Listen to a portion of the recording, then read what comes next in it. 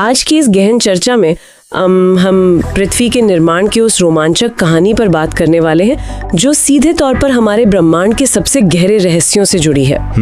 अक्सर देखा जाता है कि जब बात प्रतियोगी परीक्षाओं की होती है, विशेषकर सिविल सेवा या यूपीएससी जैसी कठिन परीक्षाओं की, तो भूगोल और विज्ञान के विषयों में पृथ्वी की उत्पत्ति एक ऐसा चैप्टर बन जाता है जिसे छात्र बस तथ्यों की तरह रटने का प्रयास करते हैं। हाँ, बिल्कुल रट्टा मारते हैं। हाँ, लेकिन आज का हमारा जो मिशन है वो कुछ अलग है। आज हमारे पास जो स्रोत हैं, रिसर्च पेपर और जो नोट्स का संकलन है, उसका मुख्य उद्देश्य इस 4.6 अरब वर्षों के लंबे इतिहास को एक ऐसी तार्किक श्रृंखला में पिरोना है जिससे परीक्षा के समय किसी भी उम्मीदवार को कुछ भी रटना ना पड़े। सही कहा। सारे कॉन्सेप्ट्स और पूरी टाइमलाइन एक सुसंगत कहानी की तरह दिमाग में बैठ जाएं। ये एक बेहद सटीक दृष्टिकोण है, क्योंकि जब हम यूपीएससी जैसी परीक्षाओं के हालिया प्रश्न पत्रों का विश्लेषण करते हैं तो ये एकदम स्पष्ट हो जाता है कि अब सीधे तथ्य नहीं पूछे जाते। बिल्कुल नहीं। प्रश्न अक्सर कथन और कारण वाले होते हैं या फिर घटनाओं के सही कालक्रम यानी क्रोनोलॉजी पर आधारित होते हैं। मतलब जब तक किसी भी तैयारी करने वाले को ये समझ नहीं आता कि एक घटना ने दूसरी घटना को कैसे जन्म दिया, तब तक उन घुमावदार मल्टीपल चॉइस प्रश्नों को हल करना बहुत मुश्किल हो जाता है। फंडे क्लियर होने चाहिए। एकदम।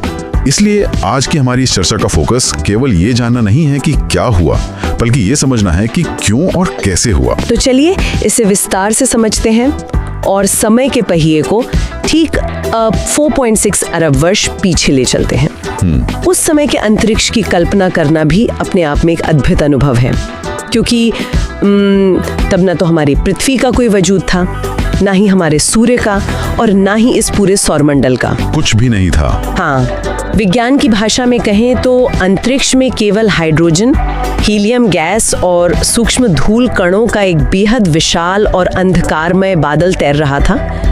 इस ठंडे और स्थिर बादल को नेब्यूला कहा जाता है। नेब्यूला। हाँ, और हमारी कहानी की शुरुआत इसी नेब्यूला से होती है। और यहीं से उस सिद्धांत का आधार तैयार होता है जैसे हम प्रतियोगी परीक्षाओं में नेब्यूलर हाइपोथेसिस या नेब्यूला सिद्धांत के रूप में पढ़ते हैं। बिल्कुल। अंतरिक्ष में तैरते हुए इस विशालकाय गैस और धूल के बादल में एक बहुत ही धीमी लेकिन शक्तिशाली प्रक्रिया शुरू हुई। गुरुत्वाकर्षण का प्रभाव, मतलब किसी अज्ञात खगोलीय घटना की वजह से, जैसे कि शायद पास ही हुए किसी सुपरनोवा विस्फोट की शॉकवेव रही होगी, उस शॉकवेव के कारण इस स्थिर बादल में हलचल पैदा हुई और यह अपने ही गुरुत्वाकर्षण के कारण सिकुड़ने लगा। और भौतिकी का नियम कहता है कि जब कोई इतनी विशाल संरचना सिकुड़ती है तो उसके घूमने की गति भी तेज हो जाती है। बिल्कुल, एंगुलर मोमेंटम। हाँ, इसे एंगुलर मोमेंटम का संरक्षण कहते हैं। तो जैसे जैसे बादल सिकुड़ता गया, वो एक चपटी डिस्क या तश्तरी के आकार में तेजी से घूमने लगा। इस डिस्क के बिल्कुल केंद्र में सारा पदार्थ इकट्ठा होने लगा, जहां अत्यधिक दबाव और घर्षण के कारण तापमान लाखों डिग्री तक पहुंच गया। और इसी भीषण ऊर्जा और नाभिकीय संलयन यानी न्यूक्लियर फ्यूजन के शुरू होने से हमारे सूर्य का जन्म हुआ। क्या बात है ना? और जो धूल और गैस के कण सूर्य में नहीं समा पाए, वे उस डिस्क में सूर्य के चारों ओर चक्कर लगाने लगे। ये बहुत ही स्पष्ट वैज्ञानिक व्याख्या है। हाँ। अब अगर हम इसे थोड़ा परीक्षा के दृष्टिकोण से देखें, हाँ, तो इस प्रक्रिया को समझाने वाले विद्वानों के नाम और उनका कालक्रम बहुत महत्वपूर्ण हो जाता है। हाँ, एग्जाम फैक्ट्स। बिल्कुल। इस नेबुला सिद्धांत को सबसे पहले 1755 में जर्मन दार्शनिक इमैनुअल कांट ने गैसियस हाइपोथेसिस के रूप में प्रस्तुत किया था। Immanuel Kant. लेकिन कांट के सिद्धांत में कुछ गणितीय खामियां थीं, जिन्हें बाद में 1796 में फ्रांसीसी गणितज्ञ पियरे साइमन लाप्लास ने दूर किया। लाप्लास ने ही वो चपटी डिस्क और एंगुलर मोमेंटम वाली बात स्पष्ट की थी। ये याद रखना बहुत रोचक है कि 18वीं सदी के इन विचारकों ने बिना किसी आधुनिक टेलीस्कोप के ब्रह्मांड की इतनी सटीक कल्पना कर ली थी। हाँ, उनका विजन बहुत क्लियर था। तो सूर्य बन चुका था और उसके चारों ओर घूमने वाले कण धीरे धीरे आपस में टकराकर बड़े टुकड़ों में बदल रहे थे। इन्हीं टुकड़ों के गुरुत्वाकर्षण से आपस में जोड़ने की प्रक्रिया को एक्रिएशन कहा कहा जाता है, एक्रीशन, हाँ। जिससे अंततः हमारे ग्रहों का निर्माण हुआ, जिनमें से एक हमारी पृथ्वी भी है। और इस पूरी प्रक्रिया का समय काल, जो कि एक सीधा एग्जाम फैक्ट है, लगभग 4.6 अरब वर्ष पूर्व का माना जाता है। यहाँ सबसे हैरान करने वाली बात यह है कि कैसे अंतरिक्ष में तैर रहे धूल के छोटे छोटे कणों की साधारण सी टक्करों ने समय के साथ इतने विशाल ग्रहों का जन्म दे दिया। बिल्कुल। लेकिन यहाँ एक और चुनौती थी। पृथ्वी जब बनी तो वो आज जैसी ठोस चट्टान या नीले हरे ग्रह के रूप में बिल्कुल नहीं थी। नहीं, बिल्कुल नहीं। ये वो समय था जिसे भूवैज्ञानिक समय पैमाने पर हेडियन ईयन कहा जाता है, जो ग्रीक देवता हेड्स या पाताल लोक के नाम पर रखा गया है। और सच कहूं तो ये नाम इसके स्वरूप पर बिल्कुल सटीक बैठता है। एकदम सटीक। शुरुआती पृथ्वी पूरी तरह से पिघली हुई अवस्था में थी, मानो लावे का एक खौलता हुआ विशाल महासागर हो। इसके पीछे 3 मुख्य कारण थे। पहला, जो अनगिनत उल्कापिंड पृथ्वी से टकरा रहे थे, उनकी गतिज ऊर्जा यानी काइनेटिक एनर्जी टक्कर के बाद भीषण गर्मी में बदल रही थी। हाँ, लगातार बमबारी हो रही थी। बिल्कुल। दूसरा, पृथ्वी के सिकुड़ने से पैदा हुआ अत्यधिक दबाव। और तीसरा, यूरेनियम जैसे रेडियोधर्मी तत्वों का विखंडन, जो भारी मात्रा में ऊष्मा पैदा कर रहा था। मतलब ये एक आग का धधकता हुआ गोला थी। और इसी भीषण गर्मी और पिघली हुई अवस्था के कारण ही एक ऐसी प्रक्रिया संभव हो पाई जो पृथ्वी की आंतरिक संरचना को समझने की कुंजी है। इसे डिफरेंशिएशन प्रोसेस या विभेदन की प्रक्रिया कहा जाता है। प्रतियोगी परीक्षाओं में अक्सर पृथ्वी की परतों से जुड़े जो प्रश्न आते हैं वो इसी प्रक्रिया पर आधारित होते हैं। हाँ, इस डिफरेंशिएशन प्रोसेस को हम औद्योगिक धातु विज्ञान या मेटलर्जी के एक बहुत ही व्यावहारिक उदाहरण से समझ सकते हैं। अच्छा, कैसे? देखिए, जब किसी ब्लास्ट फर्नेस यानी भट्टी में लोहे को पिघलाया जाता है तो क्या होता है, जो शुद्ध और भारी लोहा होता है वो भट्टी के बिल्कुल निचले हिस्से में जमा हो जाता है। भारी होने की वजह से। हाँ, और जो अशुद्धियां या हल्के तत्व होते हैं, जिन्हें स्लैग कहा जाता है, वे पिघले हुए लोहे के ऊपर तैरने लगते हैं। शुरुआती पृथ्वी भी एक ऐसी ही विशालकाय भट्टी की तरह काम कर रही थी।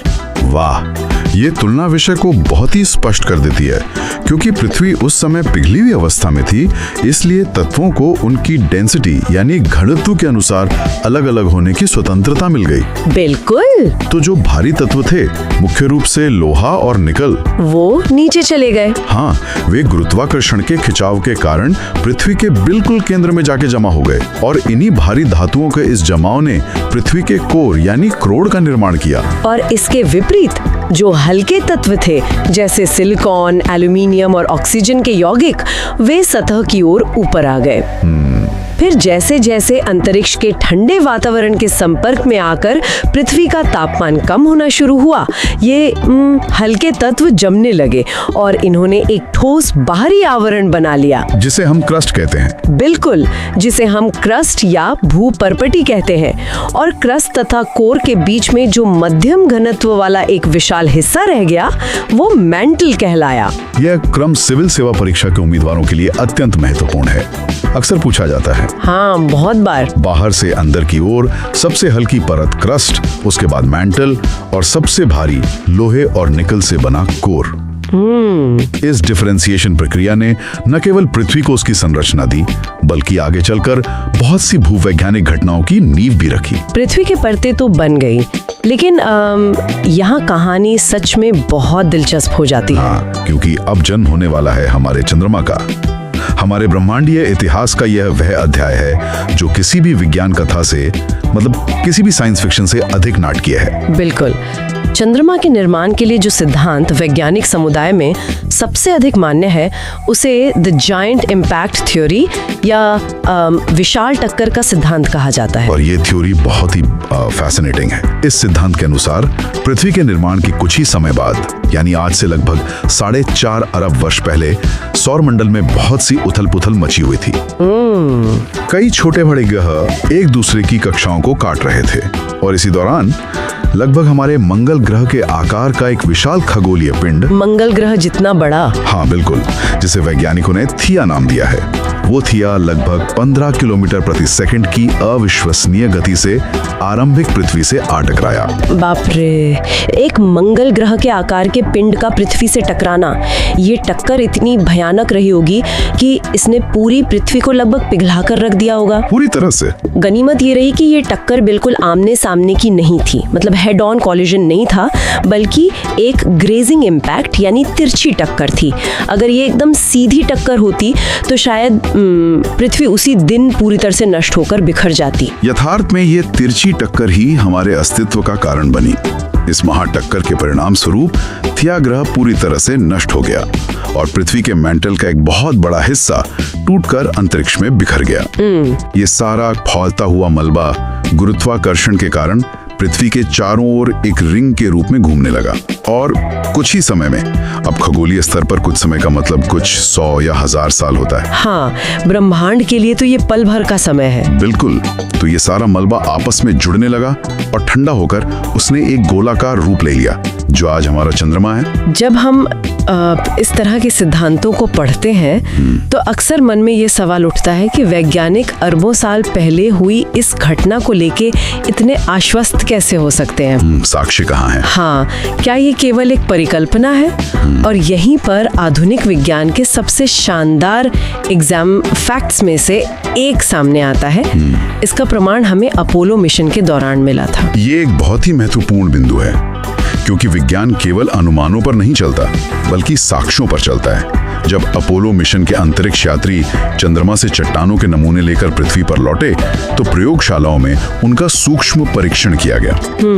वैज्ञानिकों ने इन चट्टानों में मौजूद ऑक्सीजन के समस्थानिकों यानी ऑक्सीजन आइसोटोप्स का विश्लेषण किया और परिणाम चौंकाने वाले थे। क्या निकला? चंद्रमा की चट्टानों का जो आइसोटोपिक सिग्नेचर था वो पृथ्वी के मेंटल की चट्टानों के सिग्नेचर से हूबहू मिलता था। अरे वाह, ये तो एक तरह से डीएनए टेस्ट के मैच हो जाने जैसा था। बिल्कुल वैसा ही। इसका सीधा अर्थ ये था कि पृथ्वी और चंद्रमा एक ही सामग्री से बने हैं। कोई भी दूसरा पिंड जो अंतरिक्ष से आकर पृथ्वी के गुरुत्वाकर्षण में फंसा हो, उसका रासायनिक फिंगरप्रिंट पृथ्वी से इतना मेल नहीं खा सकता। जायंट इम्पैक्ट थ्योरी की स्वीकार्यता का ये सबसे बड़ा कारण है। बिल्कुल सही। तो इस तरह पृथ्वी अपनी आंतरिक संरचना प्राप्त कर चुकी थी और चंद्रमा अपनी कक्षा में स्थापित हो चुका था। लेकिन पृथ्वी अभी भी आज की तरह जीवन के अनुकूल नहीं थी। ये एक सूखी चट्टानी दुनिया थी जिस पर ज्वालामुखी लगातार उबल रहे थे। तो सवाल ये उठता है कि जीवन पनपने के लिए आवश्यक वायुमंडल और महासागर आखिर कहां से आए? तो आखिर इस सब का मतलब क्या है? पृथ्वी एक बंजर ग्रह से एक ब्लू प्लैनेट में कैसे बदल गई? इसका उत्तर पृथ्वी के अंदर ही छिपा था। शुरुआती पृथ्वी पर हो रहे अनगिनत ज्वालामुखी विस्फोटों ने डीगैसिंग या गैसों के उत्सर्जन की एक बहुत बड़ी प्रक्रिया को जन्म दिया।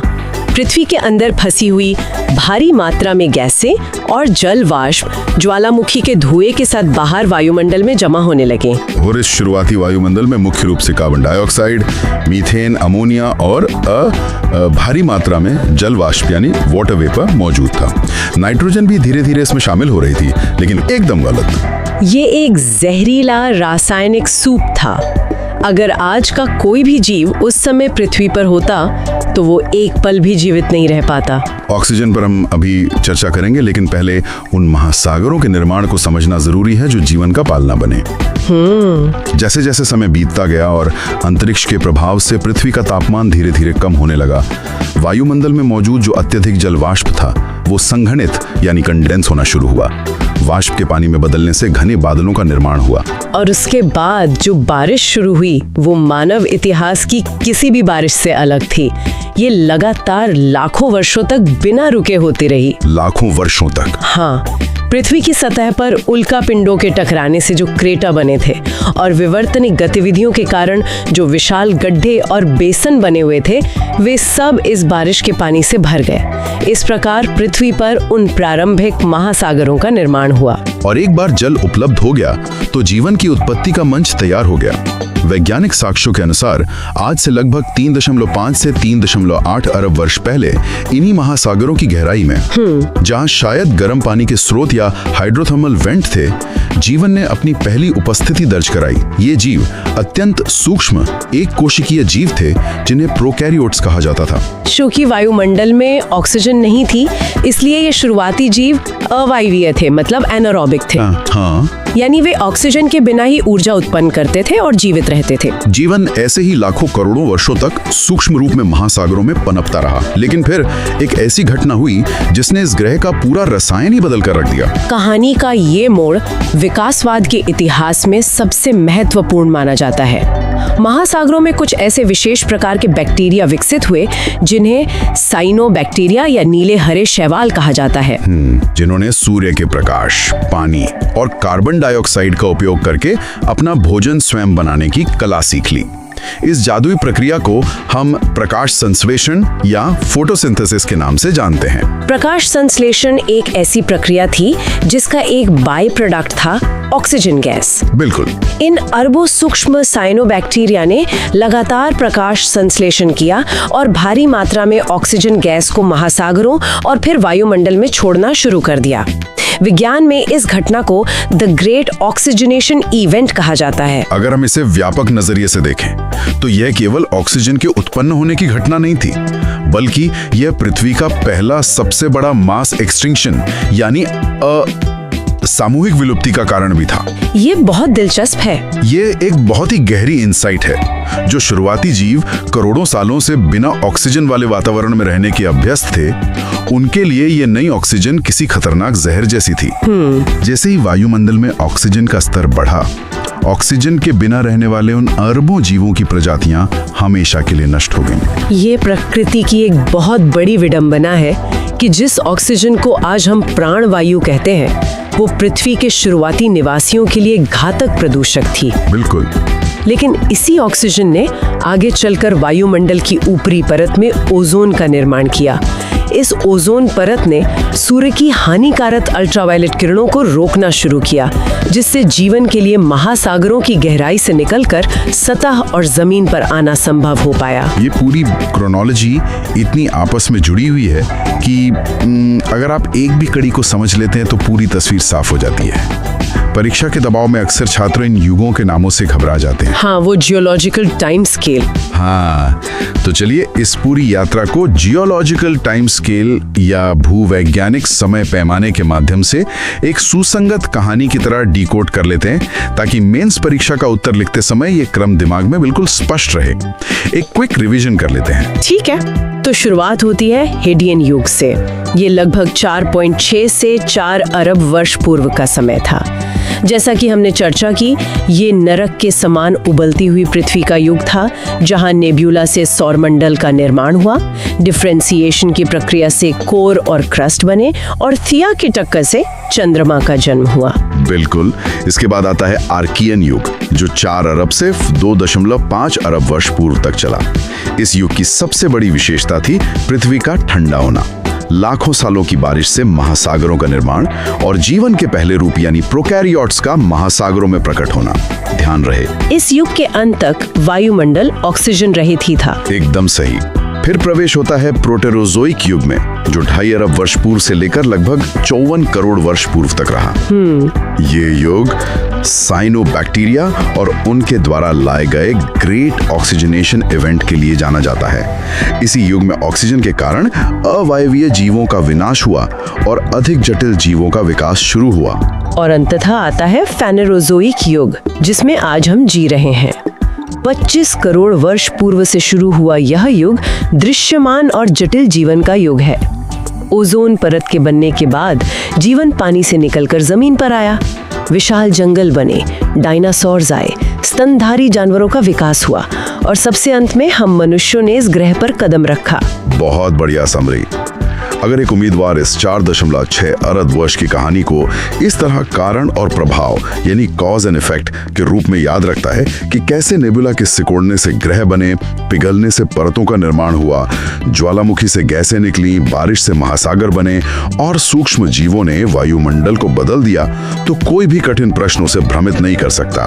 बिल्कुल। पृथ्वी की कुल आयु 4.54 अरब वर्ष, चंद्रमा का जायंट इम्पैक्ट और शुरुआती ऑक्सीजन रहित वायुमंडल, ये सब अब केवल रटने वाले तथ्य नहीं बल्कि एक तार्किक कहानी के पड़ाव बन चुके हैं। निश्चित रूप से जब ज्ञान इस गहराई तक पहुंच जाता है तो वो केवल परीक्षा पास करने का उपकरण नहीं रहता बल्कि हमारी समझ का हिस्सा बन जाता है। इस पूरी चर्चा को समेटते हुए मैं एक ऐसे विचार पर रोशनी डालना चाहता हूं जो अक्सर किताबों के पन्नों में पीछे छूट जाता है। ऐसा कौन सा विचार है? आज हमने एक ग्रेट ऑक्सीजनेशन इवेंट की बात की जिसने बिना ऑक्सीजन वाली पृथ्वी को जीवन से भर दिया। लेकिन सोचिए, अगर उन छोटे जीवों यानी प्रोकैरियोट्स ने कभी प्रकाश संश्लेषण करना शुरू ही नहीं किया होता तो क्या होता? क्या आज पृथ्वी मंगल या शुक्र ग्रह की तरह एक बंजर और वीरान ग्रह बनकर रह जाती? एक छोटी सी जैविक प्रक्रिया ने कुछ सूक्ष्म जीवों ने कैसे पूरे ग्रह का भाग्य हमेशा के लिए बदल दिया, ये सोचने वाली बात है। ये वास्तव में सोचने पर मजबूर कर देने वाला नजरिया है कि कैसे एक इतने छोटे से जीव ने पूरे ब्रह्मांडीय इतिहास की दिशा ही बदल दी। प्रतियोगी परीक्षाओं की तैयारी का असली आनंद भी इसी में है, जब अलग अलग विषयों का तथ्य जुड़कर हमारे दिमाग में एक आहा पल का निर्माण करते हैं। बिल्कुल, यह केवल सिलेबस पूरा करने की बात नहीं है बल्कि उस विशाल ब्रह्मांडीय व्यवस्था को समझने की बात है जिसने हमें यहाँ तक पहुँचाया है। आशा है कि पृथ्वी के निर्माण की इस जटिल लेकिन तार्किक टाइमलाइन ने तैयारी करने वाले सभी छात्रों के वैचारिक स्पष्टता को एक नया आयाम दिया होगा। शुभकामनाएं। ब्रह्मांड के इस इतिहास पर विचार करते रहें, साक्ष्यों को जोड़ना सीखें और ज्ञान की गहराई में ऐसे ही उतरते रहें। आज की इस गहन चर्चा में बस इतना ही।